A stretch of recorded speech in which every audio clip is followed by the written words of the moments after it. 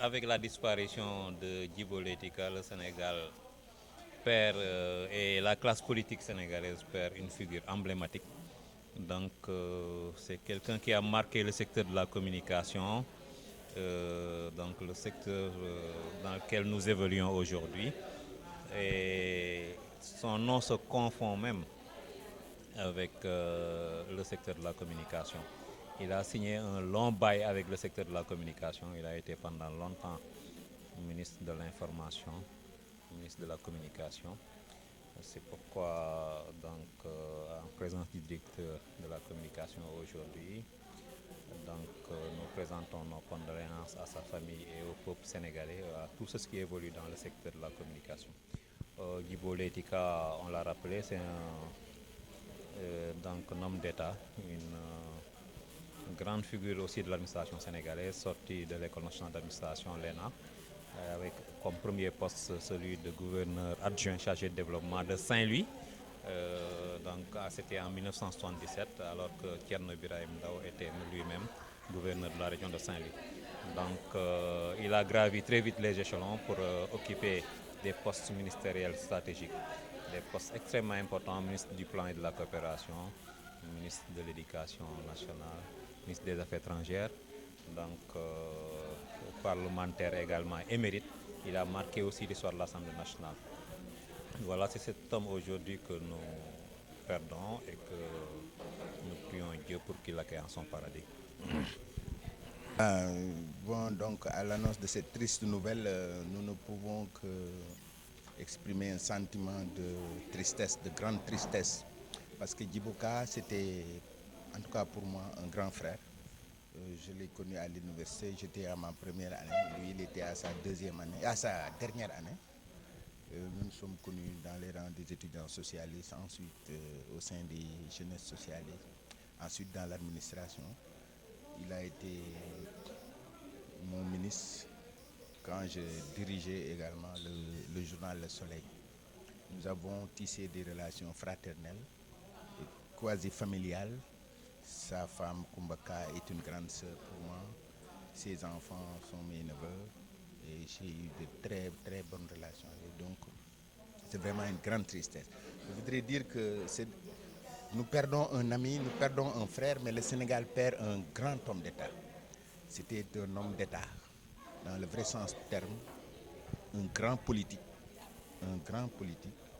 et qui mettait la plupart du temps le Sénégal au-dessus de ses choix. Et il a occupé de très hautes fonctions. Depuis, moi, je sais qu'il a été adjoint au gouverneur de Saint-Louis, adjoint au directeur de cabinet du président de la République, directeur de cabinet du président de la République, ministre de l'Information, ministre de l'Éducation nationale. Au moment où, en ce temps-là, l'éducation englobait le primaire, le secondaire et l'enseignement supérieur. Il a été ministre de l'Intérieur, ministre des Affaires étrangères, ministre du Plan, ministre des Affaires maritimes. Je ne sais plus, il a occupé de très hautes fonctions avec compétence. C'était quelqu'un qui était d'abord un administratif. Djibo, il maîtrisait toutes les procédures administratives. C'est lui qui nous a appris vraiment ce que c'est que l'administration. C'était également un formateur en matière politique. La plupart des élites du Parti socialiste ont été formées par Djibo Ka. Il est vrai qu'il a été formé par la génération des Niass, mais c'est lui qui a formé toutes les générations qui viennent après. Et ne serait-ce que pour ça, on lui doit beaucoup. Il doit beaucoup. Je crois que le Sénégal va lui rendre un hommage mérité. Je dirais que je n'ai pas connu l'homme Djibo Leyti Ka dans l'État, mais je connais l'homme politique pour l'avoir observé, évolué. Ce que nous en savons, c'est que c'est un grand commis de l'État qui a servi l'État avec engagement, dévouement et surtout avec rigueur. Et il est évident que même si on peut ne pas être d'accord avec lui par rapport à ses choix politiques, on peut reconnaître quand même que c'est un très grand patriote. Je crois que les dernières fonctions qu'il a eu à occuper,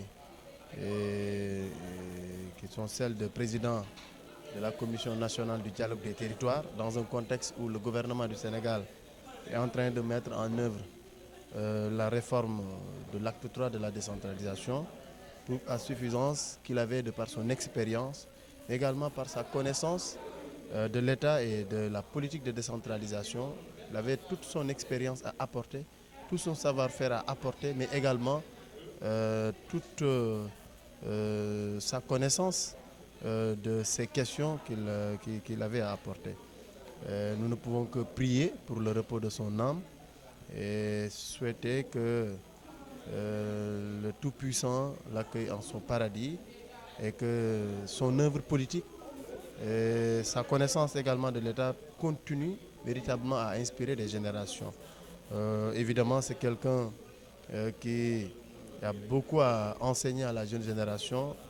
Nous qui venons à peine d'exercer des responsabilités dans la sphère étatique, et je crois que ce que nous savons et ce qu'on nous a raconté de lui, c'est que c'était quelqu'un qui était profondément attaché à l'État, à la rigueur que ces agents doivent avoir, mais également la ponctualité. C'est un trait de caractère qui m'a beaucoup plu chez M. Djibo Leyti Ka, et nous lui rendons cet hommage qu'il mérite du peuple, qu'il mérite de tous ceux qui sont aujourd'hui des acteurs des médias, parce que n'oublions pas qu'il a été ministre de l'Information, qu'il a occupé des fonctions extrêmement importantes dans le secteur de la communication, et nous lui rendons également hommage par rapport à ça. En tout cas, nous prions pour que le Tout-Puissant l'accueille en son paradis et que tous ses bienfaits, tout ce qu'il a servi à son pays puisse être rétribué par le Tout-Puissant.